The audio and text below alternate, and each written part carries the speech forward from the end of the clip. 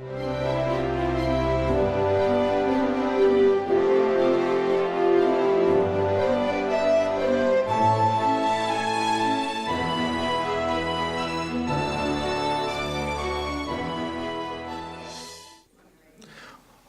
back, everyone. My name is Jonathan Mavroidis. I'm with the Richard Nixon Foundation. Welcome to the Richard Nixon Presidential Library.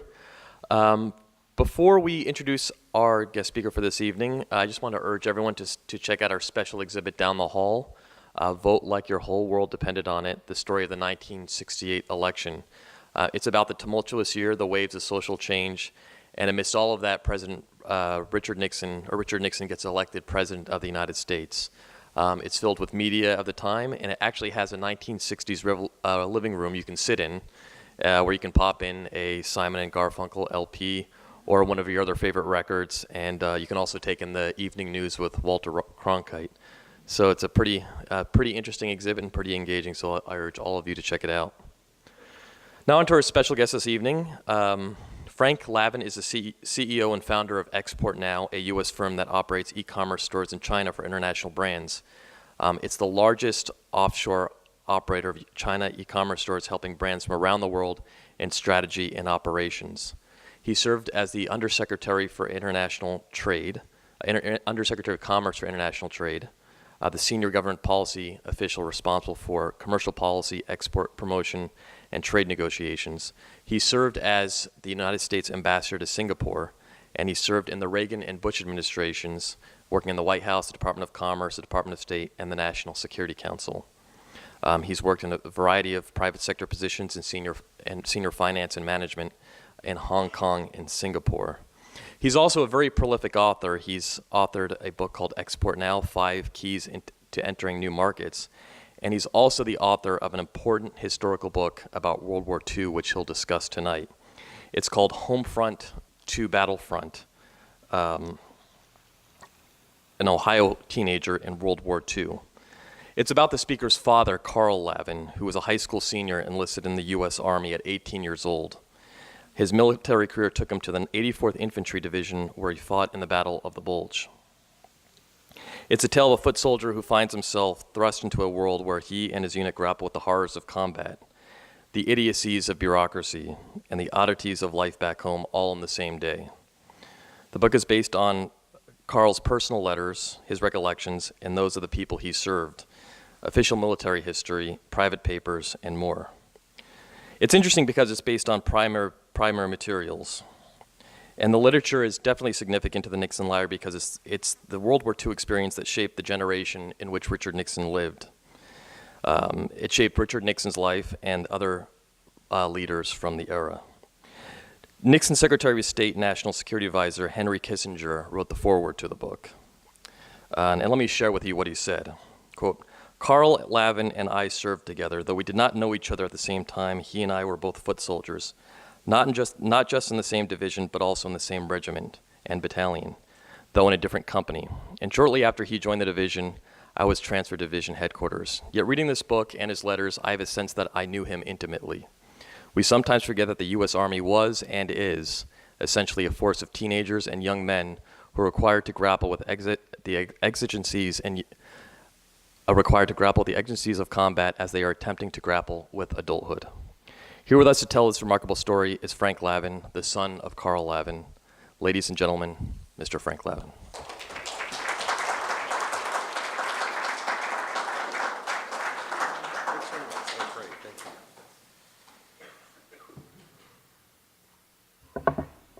Well, thank you, Jonathan. That was a very gracious introduction, covered a lot of ground there, and I hope to live up to Jonathan's very warm comments in the course of my talk. Thank you for coming tonight. It's a delight to visit the library. I hope, Jonathan mentioned the 1968 exhibit. I'll tell you, the core permanent exhibit of the museum is terrific, and you realize it sort of just explicates what we all sort of know, is that Richard Nixon's personal life and his personal political journey really parallels the journey of America over those many decades. I mean, for the better part of that last half of the century, Richard Nixon's involved in every single major issue and political contest and foreign policy decision our country has to make, from World War II through the end of his life, and partially because of his prominence in public life, but partially also he was quite a prolific writer and commentator and debater, and he enjoyed that part, I think, of the policy process, that he leaves a very impressive record that, you know, is meaningful for us today. So I hope you'll be able to spend some time in the exhibits beyond the 1968 exhibit as well.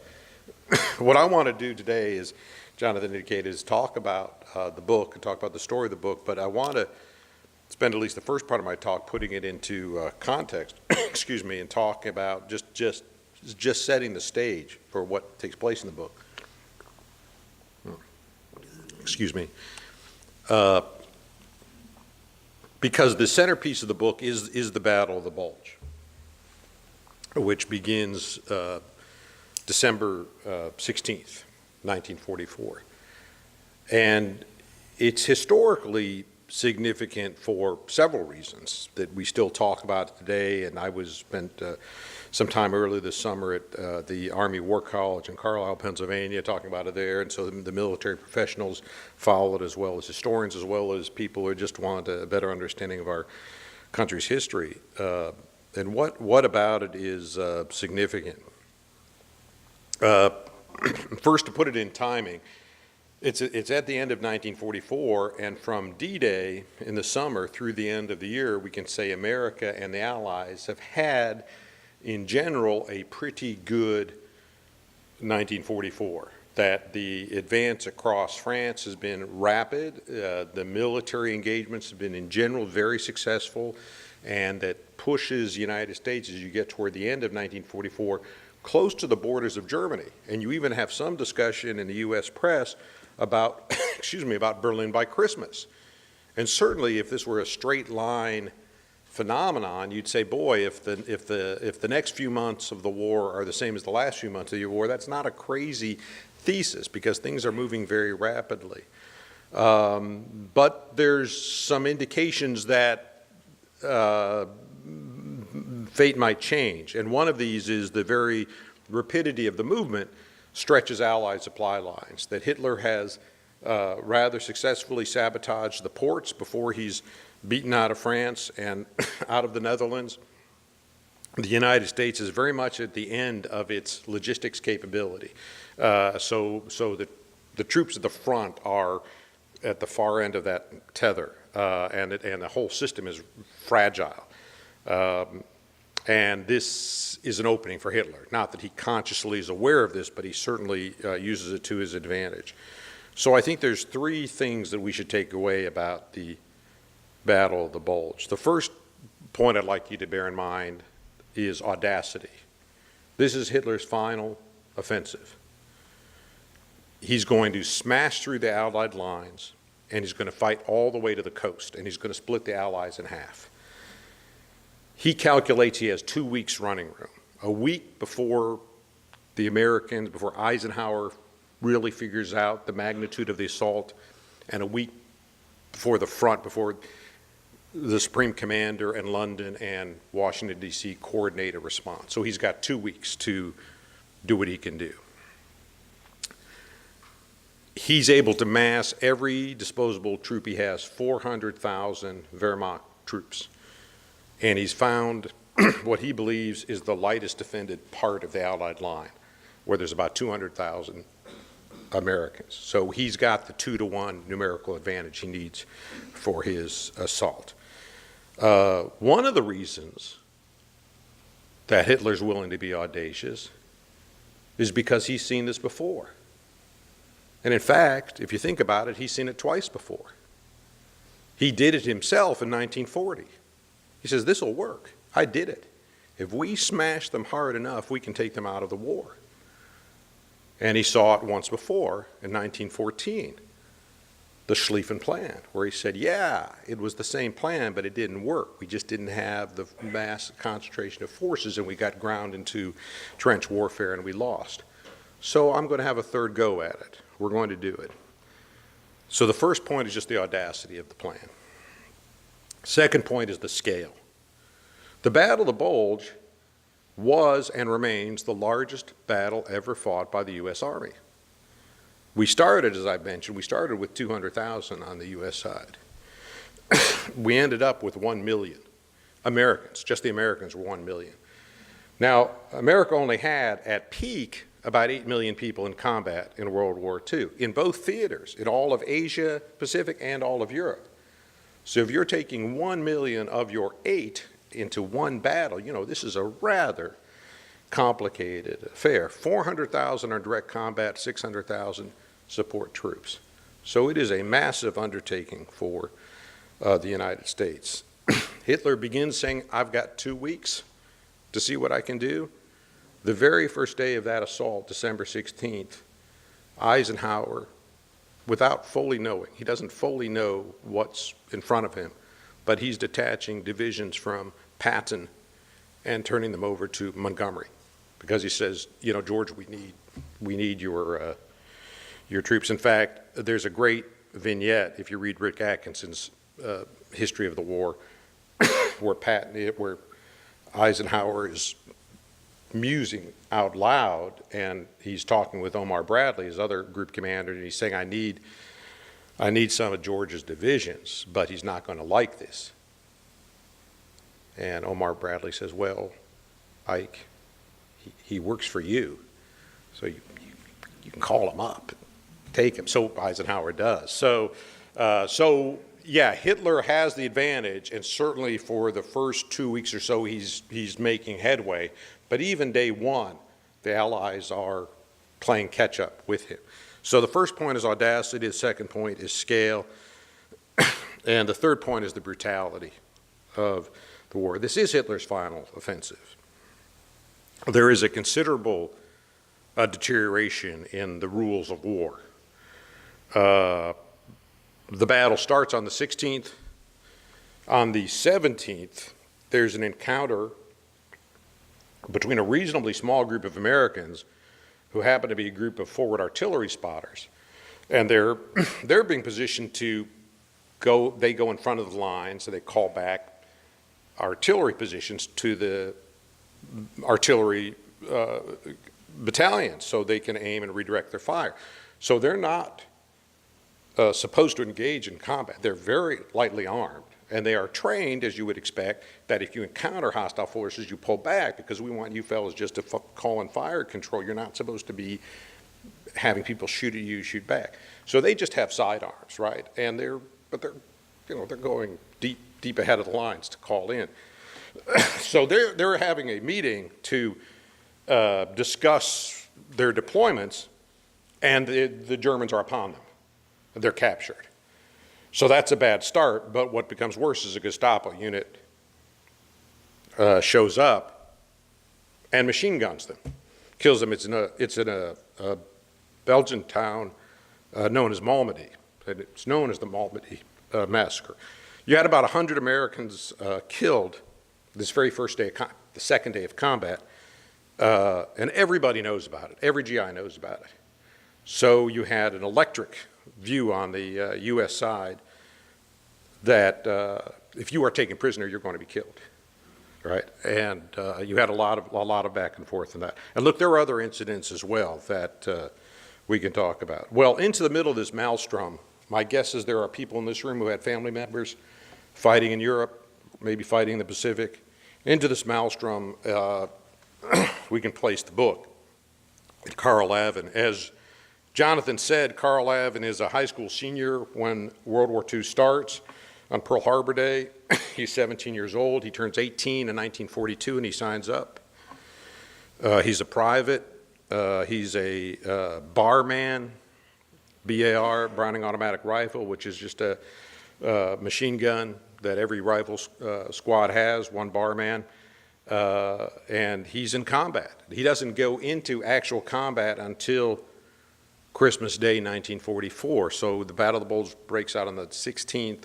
Carl starts on the 25th, and he's a replacement. He's in Southampton, England, and America did something that no other country did, ally or foe, in that war, which is America replaced casualties one by one. What every other combatant nation did, friends and foe, is when a unit was beaten down and had suffered sufficient losses, that whole unit was taken offline and reconstituted and retrained and then put back in. So there was some sense of unit cohesion. The Americans did not do that.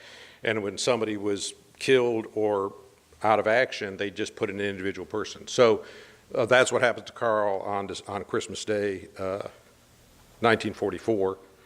Lunch in Southampton and dinner at the front. Within 30 days, he's in the top half of seniority of his unit, of his company. Rifle company, then it's between 100 and 150 people. The company's at half strength to begin with, but he's in top half of seniority in 30 days. So it's just a bloody time. I remember as I was writing the book, going through the archival material on the company, and there's something like 150% casualties for this particular company. And I had to ask the archivist, because I said, this just strikes me as a mathematical error, right? Because you can't have more than 100% casualties, so what does this mean? And she said, no, here's what it means. It means somebody is killed or is a casualty, and the replacement is killed. And that replacement is killed. So you could have more than 100%. It means this rifle company had 100 plus people, but it had 150 people killed out of the 100 because replacements were killed. So it's a bloody time as you go through that process. And you also get that sense of deterioration because for the first few weeks of combat, people are replaced, as I indicated. There's casualties and there's replaced. But after about week 3, America's tapped out. I mean, once you put 1 million people against the problem, you say we don't have a second million, right? That's it. So you're not getting any more replacements. So you're just being ground down. And then after you get into week 4 and week 5, you get interruptions in ammunition and interruptions in food supply. So it's just a bad moment for the Allies. Luckily, the Germans are suffering more than the Americans are, so the whole Battle of the Bulge comes to an end in about 6 weeks, right? But you don't know that as you're going through that.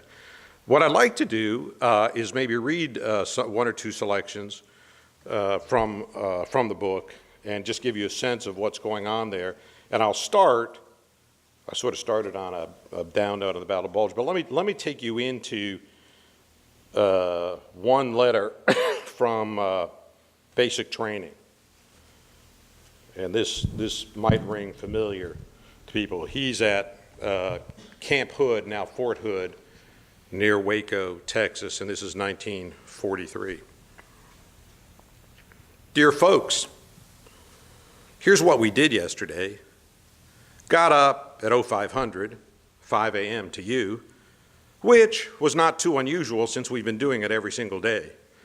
Reveille at 5:15 to 5:25, chow at 5:30 to about 5:50, then try to get washed, make your bed, clean out your barracks, prepare for inspection, put on your leggings, fill your canteen.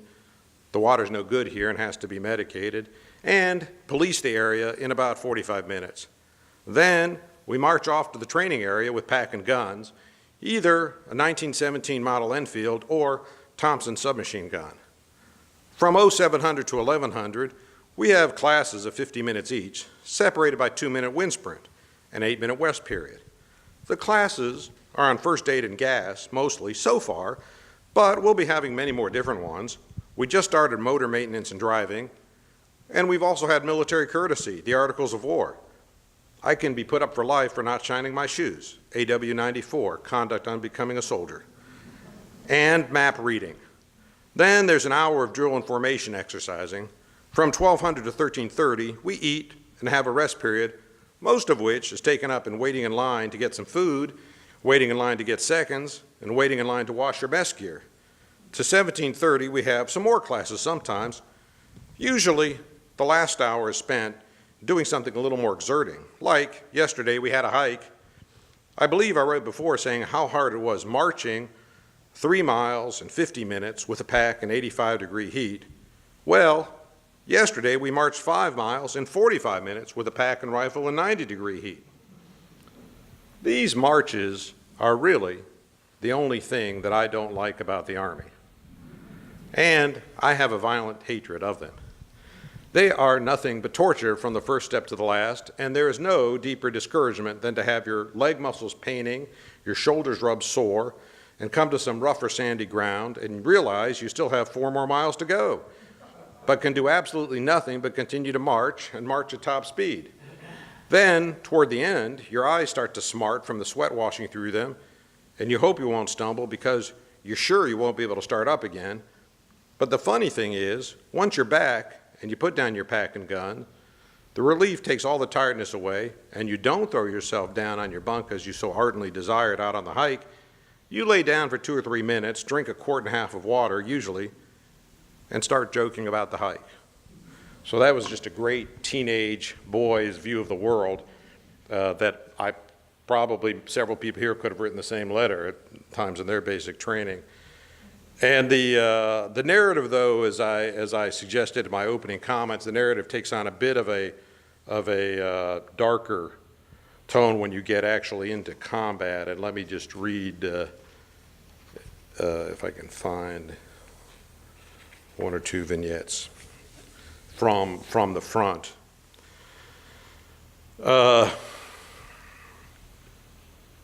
Soldiers were required to inspect every room and every building in a town. You're going through houses, office buildings, factories, looking for people, looking for ammunition, looking for weapons. Usually 2 or 3 guys go into a house together. You don't want to go in by yourself. There's always a little bit of a leery feeling when you open a door because if someone was there and wanted to shoot you, they were in a perfect position to do so. So there's always a bit of a nervous thing going in. In one particular house, in one particular town, I should say, Carl and 2 others just finished going through a house in the suburban part of town, and as they walked out a back door, they heard gunfire.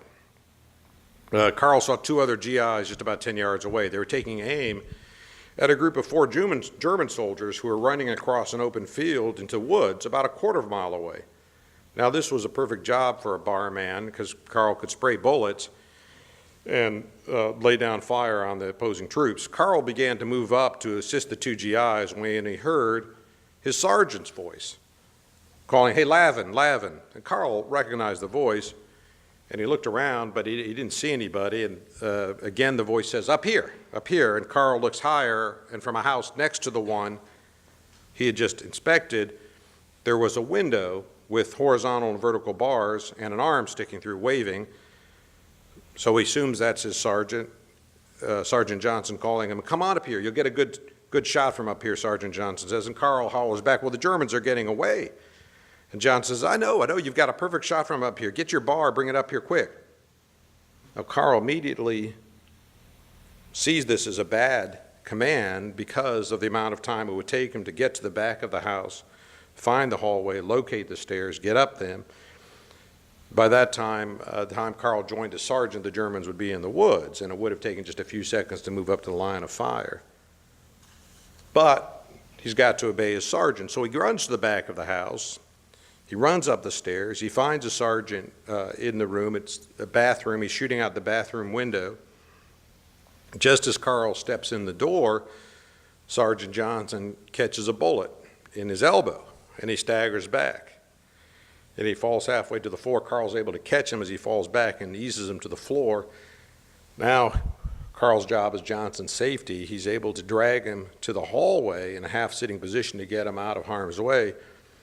But he can look at Johnson, see Johnson's gotten hit in the artery because he can count Johnson's pulse by looking at the blood spurt. Johnson says, "Well, never mind me, get those Jerry's." Carl goes back into the bathroom, crawling along the floor, gets below the window and bobs his head up and down to see what's going on. When he gets his head up, he's startled because what he sees is GI shooting, fellow soldiers shooting into the window. He bobs his head up one more time for confirmation, and he feels a million bee stings on his face because a bullet hits one of the crossbars right in front of him, and all of the pieces of metal and shards of rust hit him in his face. But he's not hurt beyond that heart-stopping shock of being a few inches from death. But Carl recognizes the shooters. And they're both from his company, and they're shooting in. They must have thought Johnson's shots were hostile fire. So he goes back to Johnson. "Those are our guys. They're not Germans. They thought you were Jerry." Well, Johnson thinks for a second and says, "Well, get Smitty." Smitty's the squad medic. Smitty always said, never yell medic. Make sure you yell Smitty, because I don't want to waste my time helping somebody else. Carl rushes downstairs to get Smitty, but he stops when he gets to the front door because he knows his guys are out there shooting in. So he takes off his pack, he takes off his helmet so he can be recognized. He puts down his bar and his ammunition, and he runs out the door hoping they recognize him. And it works. Nobody shoots him, but they're yelling at him. Guys are scattered around the perimeter of the yard. They say, hey, Lavin, get down. Jerry's in there.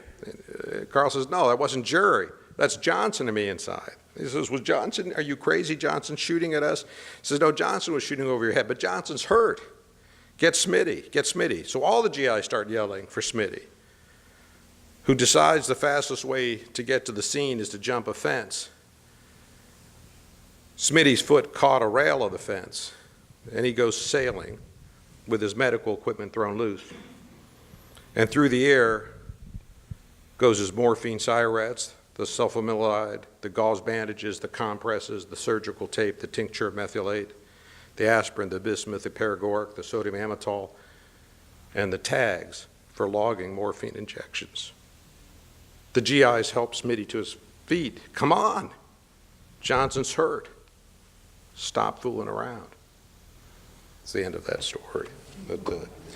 So it's, I mean, at the time, I think it's horrific. In retrospect, by the way, Johnson is not dead. He's not on the casualty list, is all I can tell you. And also, I should just tell you, in case you're concerned about privacy, in the book, I take out all proper names. I mean, the guy's name is Johnson, but I don't think it's not relevant to the story. I'm not trying to be critical of this guy. So it's just Sergeant J in the book.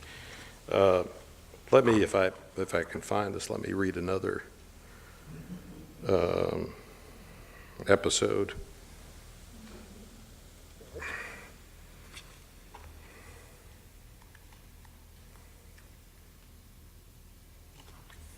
This is late in the war. This is in Germany. This is April. Right, the war's over in May. So they're making good progress. They're advancing. They're through the battle of the Bulge. And you can sense because of the nature of the encounters are lessening in intensity. You can see that the prisoner of wars you're capturing are younger and less experienced. So you can sense that Germany's at the end of its fight, right? But it's a very dangerous moment nonetheless. The war is essentially over. What's required in these final days is caution, planning, steady progress. The captain of Carl's company calls a meeting to tell the GIs that he's volunteered them for a mission. The company's still not back at full strength, had fewer than 100 men. But they're to take the village of Gartow from resisting German soldiers who had successfully repelled a different American company the previous day. The captain proudly told the GIs there'd been a regimental meeting at which the colonel had asked for volunteers. I'm so proud of you, the captain said. Well, there was no enthusiasm this late in the war for heroics, but the order had come down, and the next day, Carl and the company were sent to take this village, located about a mile from their current position. The idea was they didn't need any artillery support because they would make a rapid frontal assault and be able to surprise the defenders. So Carl's company makes a running attack across an open field. Near the village, as they approach, the troops reach a barbed wire fence, which is supported by metal poles. And the men are using the poles to leap over the wire. When Carl gets to the fence, he places his bar on the other side to get himself in position to hop the fence, and all hell breaks loose.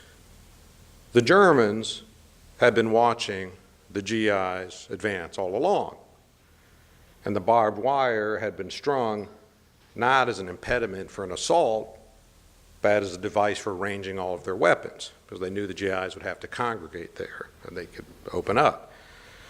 So instantly, they let loose with everything they've got, machine gun, rifle, mortar fire, to hit the company. and everybody hits the ground. Carl hits the ground. But he's hit the ground with his weapon on the other side of the fence, so he's weaponless.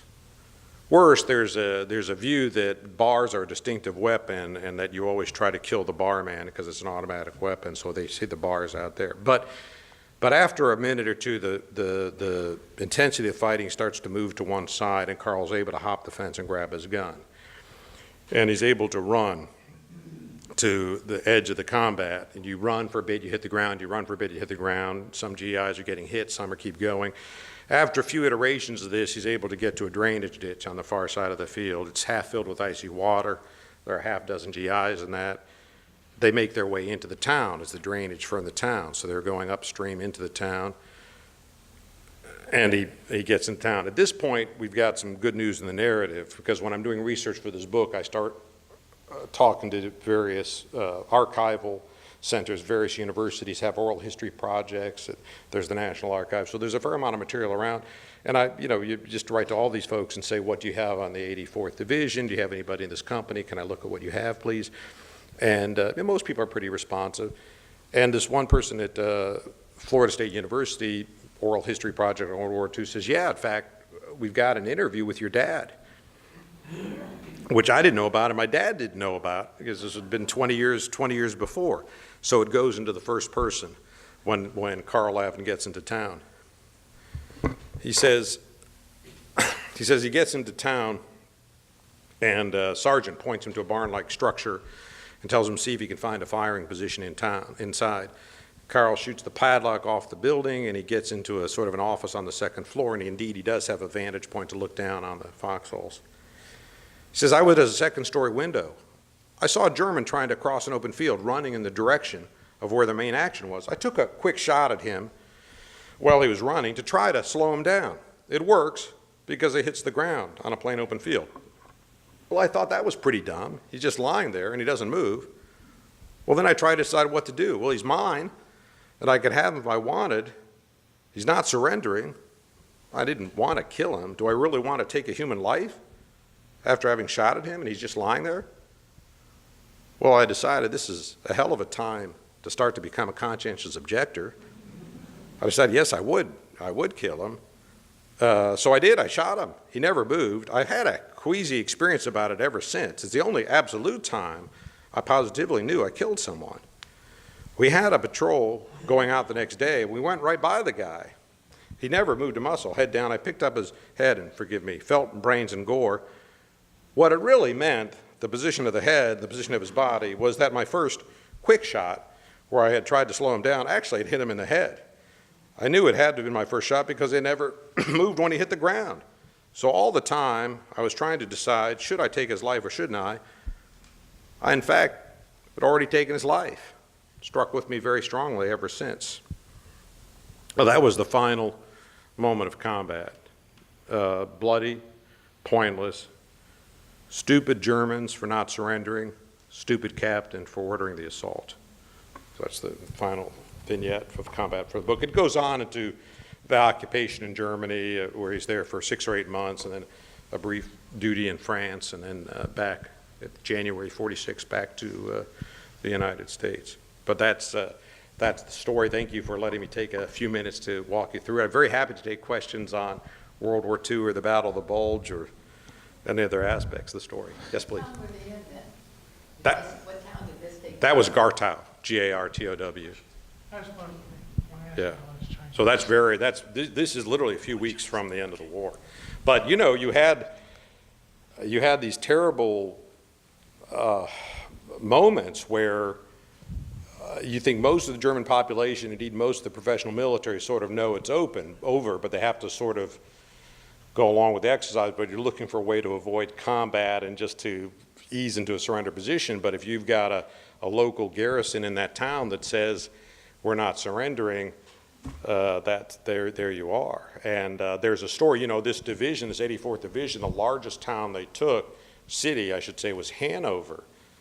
And when the German regular army pulls out of Hanover, they leave behind a sort of home guard and Hitler Youth to say we're going to defend Hanover. And right away, white flags appear in all these windows because the citizens of Hanover say, well, the heck with that. We're not interested in a fight. We're interested in just getting out of the war. But the point is, you've got Hitler Youth that go around to windows where they see the white flag and they'll shoot the person in it. So you've got this, disciplined dictatorship that will punish you. So the point is, these folks in Gartow, regardless of how they feel, if they're in that system, they've got to fight. Sorry. There's another question. We have a question right here. Oh. I served with your father. Oh, well, bless you. Bless you. You in the 84th?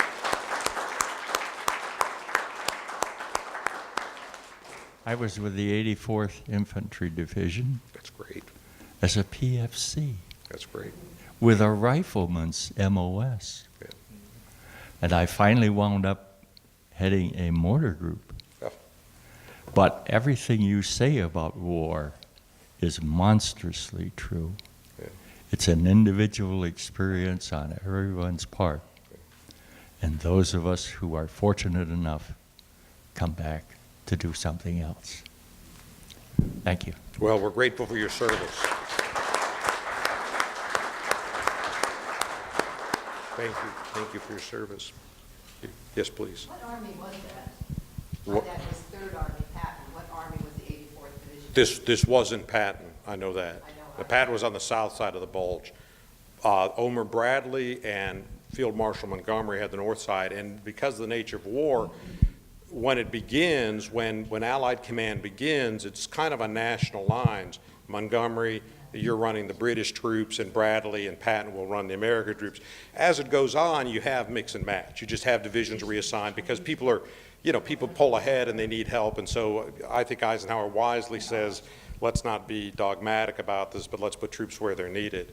So the Army Corps commander was Omar Bradley, and Field Marshal Montgomery. Bernard Montgomery were the two on the northern side. And Patton was unhappy because he did, he's a fighter. He wanted to lead that fight, but the fighting was not taking place where he was. So he's in a sense sort of penalized, troops were removed. But just remember this, folks, in 2,000 years of history, we have 3 military commanders who have fought across the Rhine: Julius Caesar, Napoleon Bonaparte, and George Patton. So he got his say, but just not in the Battle of the Bulge. So We have a question right here. yeah. I was watching the History Channel the other day, and it had a segment on, the events that led to the Battle of the Bulge. A point of view about Hitler's motivation, to send those remaining troops in there was that he felt, according to this segment, that he might be able, he didn't think that he'd be able to beat the Americans, but he had, hopes that somehow he would turn the Americans into fighting the Soviets and stuff like that, basically helping them realize that that was the greater threat than his regime. What is your feeling about that?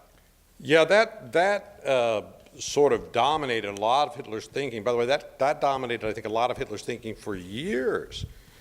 Some of his initial outreach to Britain, Rudolf Hess's mission to Britain was the Soviets are the real enemy, and so forth, and we have more in common with you than with them, so we should be allied. And that was part of his mindset for much of the war.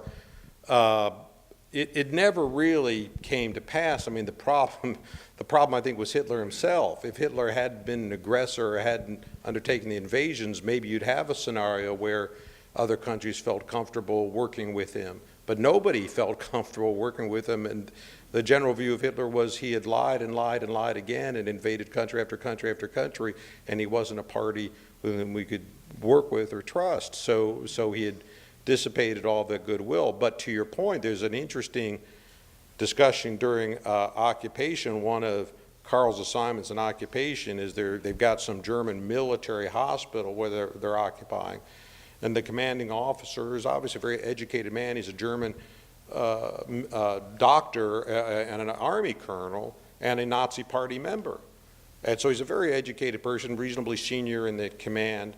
But he has a discussion very much the same way, that there's nothing fundamentally wrong with what Hitler was trying to do. You guys in the West, you Americans and you Brits, you're kind of foolish what you're doing, and you'll be working with us very soon because the real threat is Moscow.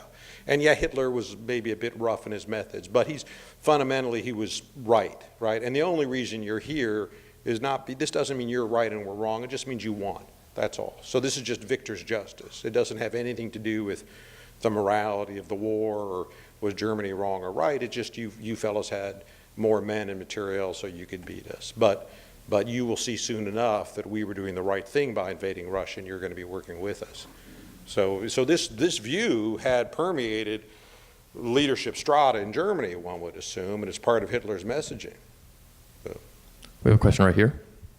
Oh, since this was Hitler's last hurrah, so to speak, did he use a lot of youth, teenagers or kids in the Battle of the Bulge? Yeah, I think the Battle of the Bulge itself is the Wehrmacht, is the formal military, and that's their last use. And once you burn through that, it lasts from sort of mid-December to the end of January 45. Once you're through that, he's got no more reserves. That's where you're into the 15-year-olds being given rifles, and they'll go into a town and they'll find World War I veterans, kind of an old guy in a butcher shop, and they'll say, here's your rifle. And yeah, you can imagine these fellows saying, if they're coming to me, this thing is over. And by the way, why are they here 100 miles inside of Germany if we're winning this war? Why are they in my hometown? I mean, we should be 100 miles inside of their country if we're winning this thing. So anybody with a nickel's worth of sense is saying, I've got to find a way out of that. So you started to get real pickup in surrender and defections. And there's some strike, they say in the Battle of the Bulge, when they retake these German positions, they'll find Wehrmacht soldiers who've been shot in the head, clearly by their own troops, but people were trying to surrender, people who were, because people said, I got to figure a way out of this thing, and they didn't figure correctly, so you had reprisals and so forth inside of Germany. So there was rapid deterioration in those final few months, but as that Gartow story indicates, there's enough discipline in that system, and there's a repressive apparatus, there's an enforcement mechanism in the system. By the way, you mentioned Kissinger. This is the interesting thing about Kissinger. He's a combat soldier. He's an infantry soldier for his first few months of the war. But by the end of 1944, even the U.S. Army figures out he's bilingual. And they said, we can use this guy for translation purposes and for community. And he's not just bilingual, but he actually has, he's a German background, so you can actually go into villages and have conversations and do things that even a very good classroom-trained German speaker can't do. So he's in division intelligence. He gets a gold star. There's a terrible moment. I'm going to digress for a second, but part of the Allied war plans in all of the countries we're fighting in is to support a government in exile or an opposition government. Most famously, of course, was Charles de Gaulle and the Free French. But all of these countries had governments in exile. The Poles had a considerable contribution to the war effort, but the Norwegians, the Dutch, the Danes, and as you can imagine, the Allies, U.S. is supporting, giving arms, training, parachuting people in country and so forth. The one country where, as you can imagine, and the most successful evolution of this was probably Italy, and Italy formally changes sides in 1943, says we're not with Hitler anymore, we're joining the Allies. So you say, boy, there's real success in this tactic. But the country where you can imagine we have the greatest amount of challenge in coming up with a opposition group is Germany itself. By the nature of Hitler's rise to power, there's not an external party you can work with, but there are a few people. And the one part of Germany that is liberated the first is the town of Aachen, the old Holy Roman Empire capital city, because it's in that corner of Germany abutting France and Belgium. Aachen is liberated, and they've got a guy who was an attorney in Aachen, was a democratic political local figure, had actually represented both the bishop, the Catholic bishop of Aachen, and also had in some famous lawsuits in the 1930s, was representing some Jewish families who had had their property seized. So this guy had really good credentials and was a legitimate citizen of Aachen. So they bring him in and say, you are now the Lord Mayor of Aachen. We're going to start Radio Free Germany. We're going to do the same thing in Germany we've been doing in France and Poland and these other places and start having an opposition movement. He's assassinated. He's murdered as soon as he's put into office. Hitler has this group called the werewolves, leave behind, stay behind groups of assassins, right? I mean, he's a shrewd fellow. So Kissinger's job is to unravel these guys, and that's how he gets the Bronze Star. So he's got to set up dummy groups that feign allegiance and support for the werewolves to draw them out, that we can continue to fight for Hitler even behind enemy lines and find out who these guys are and have them arrested. So that's how Kissinger gets his Bronze Star. It wasn't in combat as we normally think of it, but it was a very important political instrument during the occupation to take the violence out of this group so that the Americans could move ahead and put in the few sort of democratically oriented Germans that they had to start a new government country. So We have a question right here. Oh, thank you. Thank you for your speech. It's really wonderful, and I'm sure it makes everyone weeping in their heart to think of these 18-year-old boys doing what they were doing. Your father's letter, I thought, was terribly impressive, even for a much older person, to detail everything he had done. What did he do after the war? He must have been highly intelligent. Thank you. Oh, well, thank you for that. I was so touched by my dad's letters and writings, and I have to say, I think part of it is just how people express themselves of that generation is just so different today, and I think some of the difference is the digital era we're in, where we don't necessarily collect our thoughts or process the information or structure our thoughts in a way, and I think in some respects that whole art of essay writing or letter writing is kind of a dying art, but when you're back then, you're writing, I don't know, twice a week, but you actually, and just to put it also in family context, he's writing to his mother. He only has one sibling, a brother who's 2 years older. So my grandma, his mother, has two boys, and that's it. The younger son, Carl, is fighting in Europe. The older son is in the Navy in the Pacific. That is it. And if you think it's tough on him, it's just terrible for that mom. But by the way, every family in America is in this situation. So the only thing you've got, the only thing to hold on to is that letter. So the reason we have this is because she held every letter. Right? Well, that's it. There's no email, there's no phone calls. I mean, there are something like 3 phone calls in the course of 4 years, and these phone calls are orchestrated like a moon landing. He says, I'm going to try to call you in 2 weeks at 2 p.m. Can you do this? Can I do that? I'm going to get near. I mean, it's this back and forth planning for a phone call. You think, this is the first man on the moon. They've never made a phone call before, clearly, and it's, but they're able to do it. So it's basically, letters are it. And I think also he's kind of a shrewd fellow himself, because everybody here was a teenager at some point, but how you give your mom enough information to reassure her, but not so much that, well, yeah, because it's easy to say things that spin them up. So be smart about what you say, and you can tell he's measured, he's very thoughtful in how he says things. He blows it once, or you can tell. At one point in combat in Germany, they encounter they get to some factory or something, and the place has a few cars that they can use and motorcycle. And he makes a mistake of telling his mom, I had this motorcycle, it was kind of interesting, this German bike, taking it around and tearing things up.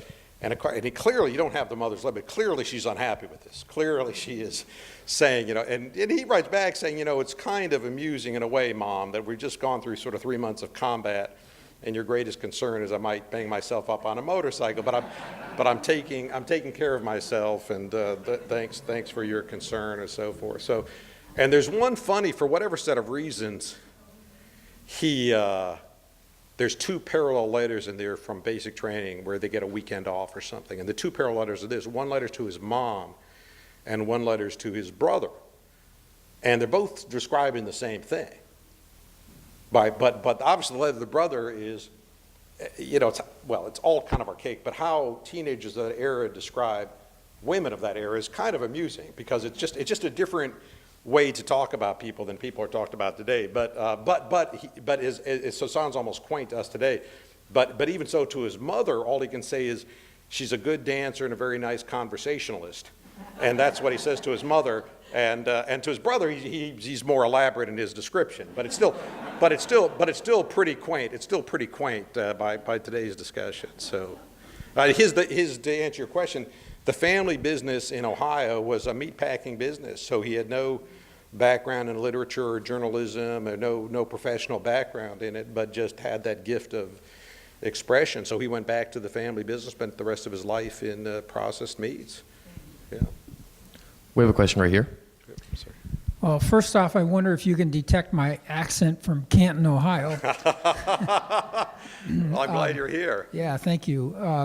1 year at McKinley High School. I don't know if any chance that's where your father went. This is Layman High School down the street. Yeah, my mother went there. Yeah. You know, and you're such a careful researcher, I almost don't want to ask this question, but you brought up Assassination and Patton. So Yeah. I thought maybe you had a view on Patton's passing. Yeah, I don't think it was an assassination. I think, look, Patton strikes me as a guy we're very, very lucky to have, an enormously talented guy, enormously high energy guy, a fellow who was born a warrior, and you need those in a place like World War II. And we had people like that throughout history. It's people like that in the Civil War. We needed people like that, and we had people in the U.S. Revolution. We needed people like that. But boy, those people don't easily adjust to peacetime restrictions. And even in wartime, Eisenhower in wartime removes them from command twice for behavioral reasons. I mean, this guy's, he's fusion in a bottle. He's a high energy guy, and that's great. And he's a high adrenaline guy, which is great. But if you're not quite with him, he's not your friend. And that's okay, but you can't you can't hit people. So I'm sure people here served in the military. That was just a big, big no-no, even in World War II. And of course, there's one case which is kind of revealing. This is not where he wasn't reprimanded for this, but it's just kind of revealing about Patton's mentality, that he's at command headquarters, and this is in North Africa, and the headquarters is being buzzed by Messerschmitt. It's being attacked, being strafed, and they've got a communications technician out restringing the telegraph lines, restringing the lines while he's being strafed. And Patton goes out there with a pistol and starts shooting at these planes that are shooting at him. And he's yelling up at the technician. He says, "Are you okay? Are you sort of afraid of what's going on?" He says, I'm okay with the planes, but you're kind of scaring me." That was okay, but there was another just terrible incident. I think this was on Sicily, where Patton's doing, this is the terrible, I think this is in the movie. It's a goodwill tour. He's visiting a military hospital. He's talking to GIs, and he's there to comfort them. And, guys have been battered and injured, and they're blown up, and he's talking to them, and it's kind of working. He gets to one guy, and he says, What's your problem? And it was shell shock. The guy's shell shock. What we say now is PTSD.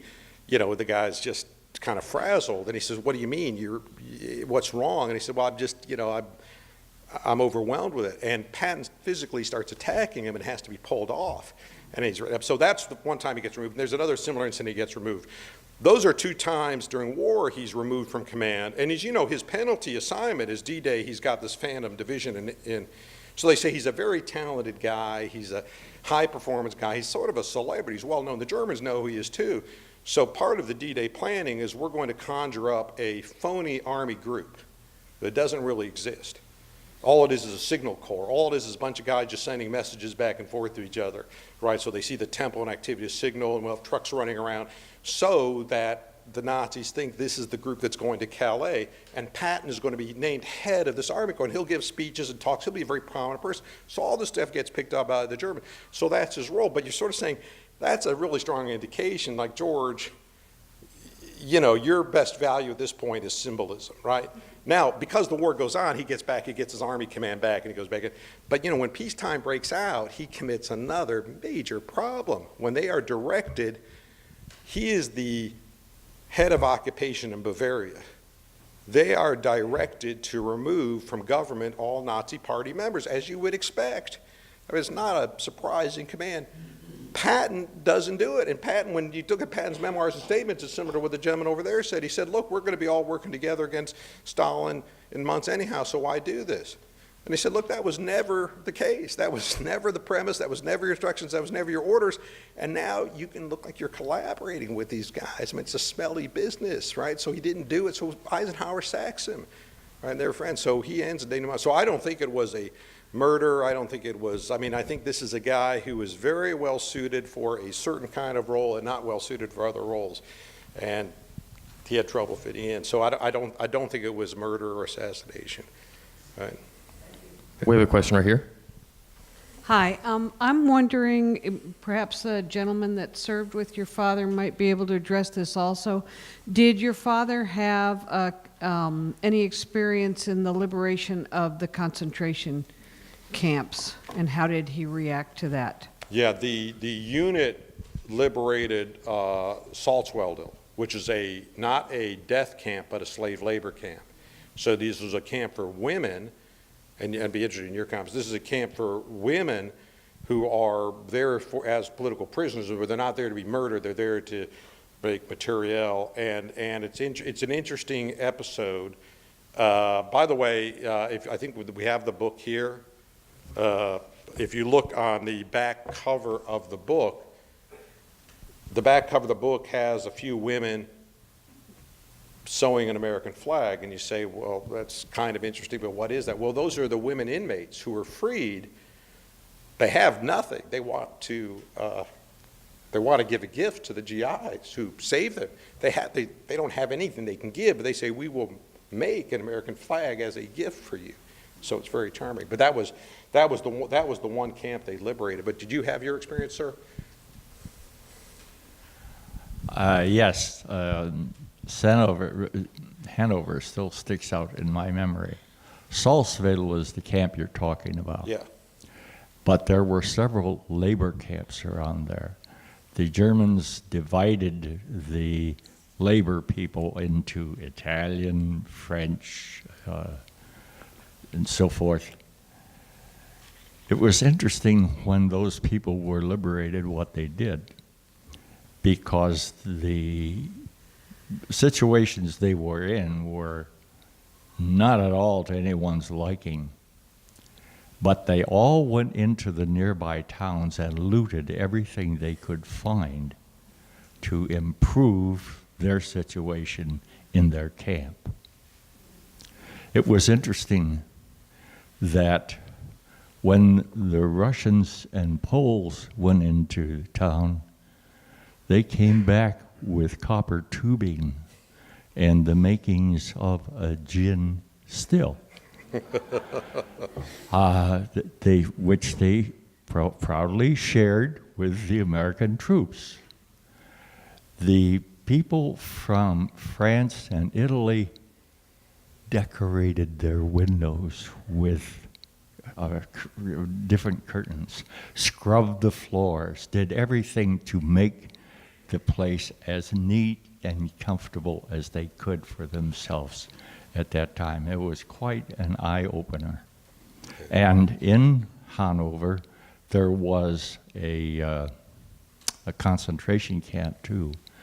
And when we entered the town, the last remnants of that camp were in death's throes. There was nothing to liberate there. It was just the saddest thing you can think of. And on the way to Hanover, there was one incident you might put into your book somehow. We were moving so fast through central Germany that we left pockets of Germans alongside the road. Right, sure. And eventually, they decided to unite and do something about it. They attacked the headquarters company of the 84th Division with General Bowling aboard, Right. And torched the whole convoy. Later on, I had to go back and recreate my Army records because they were all lost in the fire that the Germans provoked with that action. Thank you. There was just to build on the comments, thank you for that, to build on those comments, there's also a standard practice when these camps were liberated. You know, you'd go to the nearby town and say, these people are being murdered here or just being horribly maltreated. And, you know, whether it was accurate or not, the response typically from the townspeople would say, well, we didn't know about that. We're civilians and we don't know really what happened. So, but the SOP was, we are going to second civilians from the nearby town to bury the dead. We're going to take everybody on a tour of the camp, and you are now going to bury these people. So you might not have known about it, but you're sure going to know about it now. And so it was a good part of the denazification process. Eisenhower, the first death camp is liberated around the first week or so of April. Buchenwald, it's a Buchenwald side camp, but it's a Buchenwald complex. And Eisenhower gets there within days of liberation. He brings Bradley and Patton with him. And it's in both of their memoirs as well as in Eisenhower's memoirs. Patton gets physically sick because you're seeing, as you point out, you're seeing corpses, but you're seeing people who are so far gone they can't be saved. You're seeing just terribly maltreated people, and you're seeing thousands. I mean, it's not like these are the 4 bad cases. These are everybody here is just in death's door.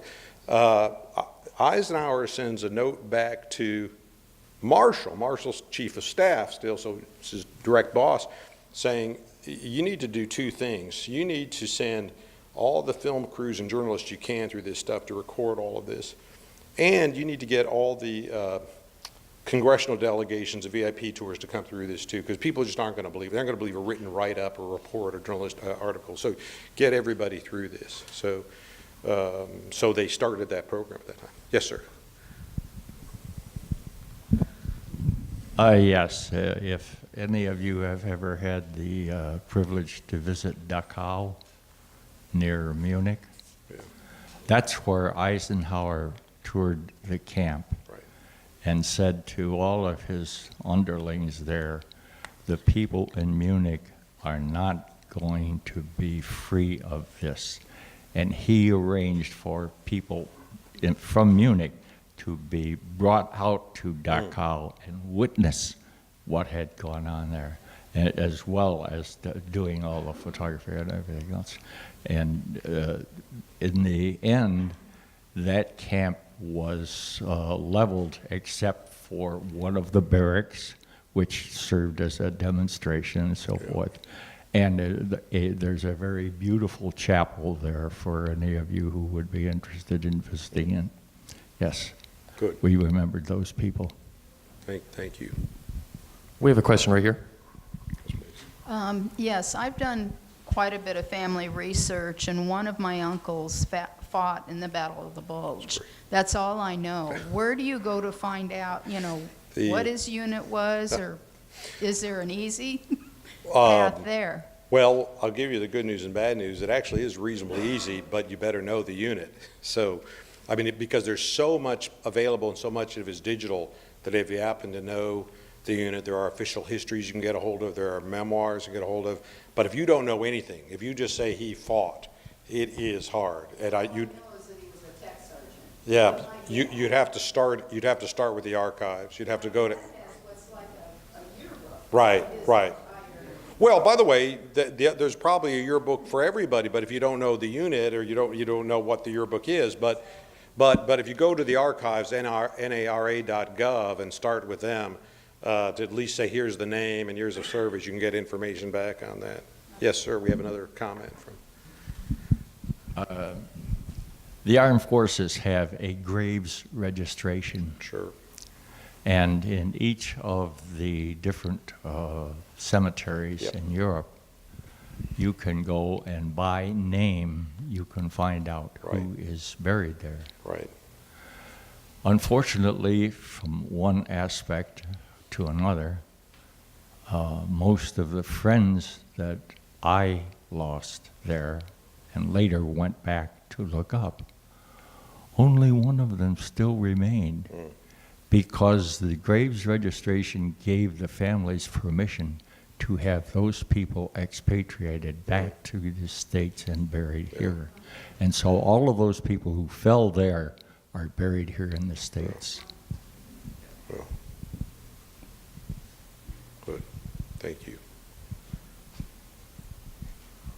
We have, Do we have any more questions?